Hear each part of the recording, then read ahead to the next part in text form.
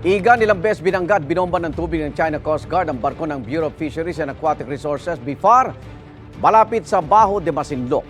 Sa Escoda Shoal, 2 barko rin ng BIFAR ang tinamaan ng mga barko ng China Coast Guard.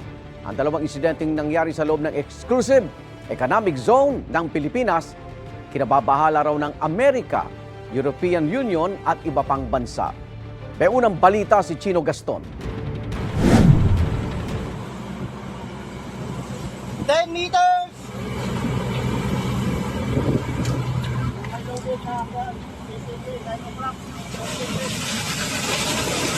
Dihit! Dihit! Panibagong insidente ng pang-water cannon ng China Coast Guard sa barko ng Pilipinas malapit sa Bajo de Masinloc sa West Philippine Sea. Mula sa ere, kitang-kita kung gaano kalaki ang China Coast Guard 3302 kumpara sa winang water cannon na BRP Dato Pagbuaya ng Bureau of Fisheries and Aquatic Resources. Kasama ito sa Maritime Patrol para suportahan ang mga mangingisdang Pinoy sa lugar. As you can see from the video, it is a jet stream water cannon that it is really intended to damage the structure and the communication equipment of Dato Pagbuaya. A good thing that the BIFAR vessel have seamanship skills to outmaneuver this bigger Coast Guard vessel. Hindi lang isa kundi 2 beses ng water cannon ng barko ng China at hindi lang pinomba ng tubig kundi binangga rin ang BRP Dato Pagbuaya. Oh!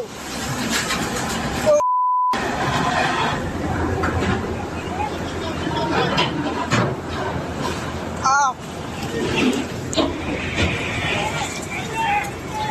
Dihit! Dihit! Dihit! Dihit! Ang pag-uumpuga ng 2 barko, mala David and Gulayat.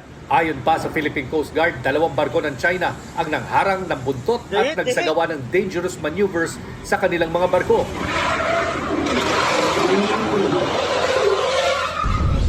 Kabilang dito ang isang barko ng Chinese Navy. This is actually the first time that we have documented a PLA Navy warship shadowing a Coast Guard vessel in Bajo de Masinloc at a distance of only 300 yards. Pero iba ang versyon ng China sa nangyari. Sabi ng China Coast Guard, ang mga barko ng Pilipinas ang delikado ang paglapit sa mga barko ng China. Ipinagwalang bahala raw ng mga Pilipino ang mga babala ng China at inilagay umano sa peligro ang isa sa mga CCG vessels. This is actually an overkill. Imagine this, our BIFAR vessel is so small compared to this humongous size China Coast Guard vessel. And they have disregarded the collision regulation intentionally, side-sweeping a smaller Coast Guard, a smaller BIFAR vessel. Halos kasabay ng nangyari sa Bajo de Masinloc, nakaranas din ng pangaharas ang mga barko ng Pilipinas malapit sa Escoda Shoal. Naroon ang BRP Dato Romapenet kasama ang mga barko ng PCG para tulungan ang mga Pilipinong pinipigilan daw mangisda sa lugar. Ang BRP Dato Bangkaw ng BIFAR, dinigitan at sinagi rin ang tagiliran ng barko ng China Coast Guard. Isang Chinese warship ang namataan sa lugar pero hindi na ito lumapit.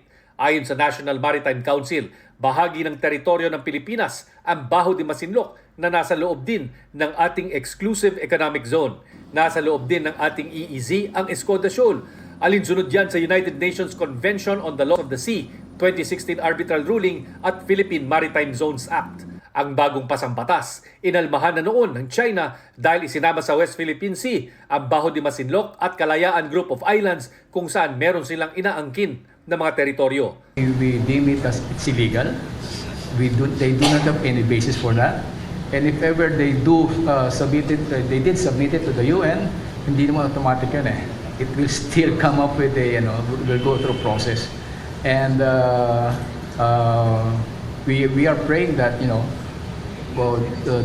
international law, the provisional clause will prevail. Tinanong ang National Maritime Council kung panahon na bang tapatan ito ng Pilipinas ng Philippine Navy.